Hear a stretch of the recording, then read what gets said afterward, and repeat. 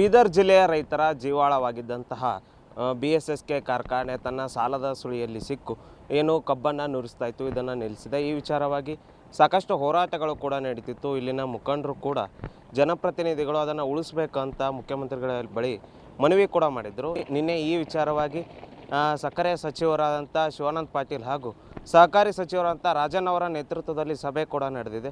ಈ ಸಭೆಯಲ್ಲಿ ಭಾಗಿಯಾದಂಥ ಮಾಜಿ ಸಚಿವರು ಹಾಗೂ ಹಿರಿಯ ಕಾಂಗ್ರೆಸ್ ನಾಯಕರಂತ ರಾಜಶೇಖರ್ ಪಾಟೀಲ್ ಅವರು ನಮ್ಮ ಜೊತೆ ಇದ್ದಾರೆ. ಬನ್ನಿ ಅವ್ರನ್ನೇ ಮಾತಾಡ್ಸೋಣ. ಸರ್, BSSK ವಿಚಾರವಾಗಿ ನಿನ್ನೆ ಮೀಟಿಂಗ್ ಆಯಿತು, ಏನೇನೆಲ್ಲ ನೋಡಿ. ನಿನ್ನೆ ಕೋಆಪರೇಟಿವ್ ಸಚಿವರಾದಂಥ ರಾಜಣ್ಣವರು ಮತ್ತು ಶುಗರ್ ಸಚಿವರಾದಂಥ ಶಿವಾನಂದ ಪಾಟೀಲ್ರವರು, ನಮ್ಮ ಜಿಲ್ಲಾ ಉಸ್ತುವಾರಿ ಸಚಿವರಾದಂಥ ಈಶ್ವರ್ ಖಂಡ್ರೆ ಅವರು, ಇನ್ನೊಬ್ಬ ಸಚಿವರಾದಂಥ ರಹೀಮ್ ಖಾನ್ರವರು ಮತ್ತು ನಮ್ಮ ಬೀದರ್ ಜಿಲ್ಲಾಧಿಕಾರಿಗಳು, ಶಾಸಕರು, ವಿಧಾನ ಪರಿಷತ್ತಿನ ಸದಸ್ಯರು ಮತ್ತು ಬೀದರ್ ಸಕ್ಕರೆ ಕಾರ್ಖಾನೆ ಅಧ್ಯಕ್ಷರು ಮತ್ತು ಇಡೀ ಅಧಿಕಾರಿಗಳು ಎಲ್ಲರ ಸಮ್ಮುಖದಲ್ಲಿ ಒಂದು ಬೀದರ್ ಸಕ್ಕರೆ ಕಾರ್ಖಾನೆ ಬಗ್ಗೆ ಮೀಟಿಂಗ್ ಆಗಿದೆ. ಈಗಾಗಲೇ ಮೀಟಿಂಗ್ದಲ್ಲಿ ಅನೇಕ ಪ್ರಸ್ತಾವನೆಗಳು ಕೂಡ ನಾವು ಕೊಟ್ಟಿದ್ದೀವಿ. ಇವತ್ತು ಬೀದರ್ ಸಕ್ಕರೆ ಕಾರ್ಖಾನೆ ಭಾಳ ಹಳೆಯ ಕಾರ್ಖಾನೆ ಇದೆ. ಆ ಕಾರ್ಖಾನೆ ಪುನಶ್ಚೇತನ ಆಗಬೇಕು, ಮತ್ತೆ ಪ್ರಾರಂಭ ಆಗಬೇಕು. ಬೀದರ್ ಜಿಲ್ಲೆಯಲ್ಲಿರ್ತಕ್ಕಂಥ ರೈತರು, ಅದ್ರ ಜೊತೆಯಲ್ಲಿ ಕಾರ್ಮಿಕರು ಎಲ್ಲರಿಗೂ ಕೂಡ ಒಳ್ಳೆಯದಾಗಬೇಕು ಅಂತ ಆ ನಿಟ್ಟಿನಲ್ಲಿ ಕಾರ್ಯ ಮಾಡಬೇಕು ಅಂತ ಎಲ್ಲ ಸಚಿವರಿಗೆ ಕೂಡ ನಾವು ಕೂಡ ವಿನಂತಿ ಮಾಡಿದ್ವಿ.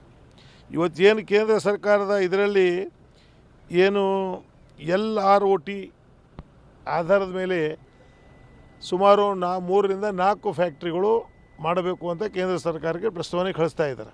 ಅಂದರೆ ಸರ್ಕಾರನೇ ಗ್ಯಾರಂಟಿ ಕೊಟ್ಟು ಸರ್ಕಾರನೇ ಒಂದು 100 ಕೋಟಿ 200 ಕೋಟಿ ಕೊಟ್ಟು ಈ ಕೆಲಸ ಮಾಡ್ತಕ್ಕಂಥ ಇದರಲ್ಲಿ ಇವತ್ತು ಅದಕ್ಕೊಂದು ಪ್ರಸ್ತಾವನೆ ಕೊಡಬೇಕು.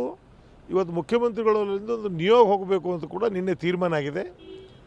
ಮುಖ್ಯಮಂತ್ರಿಗಳಲ್ಲಿ ಯಾವಾಗ ಸಮಯ ಸಿಗ್ತದ ಅಥವಾ ನಮ್ಮ ಜಿಲ್ಲಾ ಉಸ್ತುವಾರಿ ಸಚಿವರಾಗಲಿ ಯಾರಾದರೂ ಸಮಯ ತಗೊಂಡು ಅಲ್ಲಿ ಒಂದು ನಿಯೋಗ ಎಲ್ಲರಿಗೂ ಸೇರಿ ನಾವೆಲ್ಲರೂ ಪಕ್ಷಾತೀತವಾಗಿ ಅಲ್ಲೆಲ್ಲ ಜನಪ್ರತಿನಿಧಿಗಳು, ಈ ಭಾಗದ ಮುಖಂಡರುಗಳು ಎಲ್ಲನೂ ಕೂಡ ಹೋಗಿ ಮುಖ್ಯಮಂತ್ರಿಗಳಿಗೆ ಮನವೊಲಿಸಿ ಇದರಲ್ಲಿ ಹಾಕಿದ್ದೇವೆ ಅಂದ್ರೆ ಮುಂದೆ ಬರ್ತಕ್ಕಂಥ ದಿನದಲ್ಲಿ ಈ ಬೀದರ್ ಸಕ್ಕರೆ ಕಾರ್ಖಾನೆ ಪ್ರಾರಂಭ ಆಗ್ತದ ಅಂತ ವಿಶ್ವಾಸ.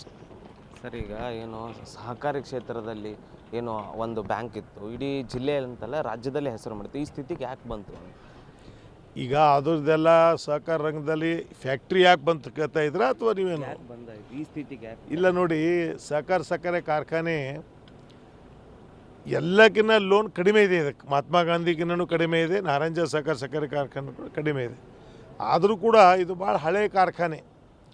ಇದೇ ಪ್ರಶ್ನೆ ಕೂಡ ಮೊನ್ನೆ ಬಂತು. ನೀವು ರಿಕವರಿ 3-4 ರಿಕವರಿ ಬಂದಿದೆ, ಅದಕ್ಕೇನು ಕಾರಣ ಅಂತ ಕೂಡ ಸಚಿವರು ಕೇಳಿದ್ರು. ಕಾರ್ಮಿಕರ ಕೆಲಸ ಏನು, ಮ್ಯಾನೇಜ್ಮೆಂಟ್ದವ್ರು ಏನು, ನೀವು ಯಾರೇನು ಮಾಡಿದ್ರಿ ಅಂತ ಕೂಡ ಕೇಳಿದ್ರು. ಇವತ್ತು ಆಗಿದೆ. ಇವತ್ತು ಭಾಳಷ್ಟು ಅದಕ್ಕೆ ಹೇಳಬೇಕಾದ್ರೆ ಭಾಳಷ್ಟು ಇದೆ. ಯಾರ್ಯಾರು ಅಧ್ಯಕ್ಷರಿದ್ರು, ಏನೇನಾಗಿದೆ ನಾವು ಈಗಾಗಲೇ ನಿನ್ನೆ ಅದು ಕೂಡ ಪ್ರಸ್ತಾವನೆ ಮಾಡಿದ್ದೀವಿ.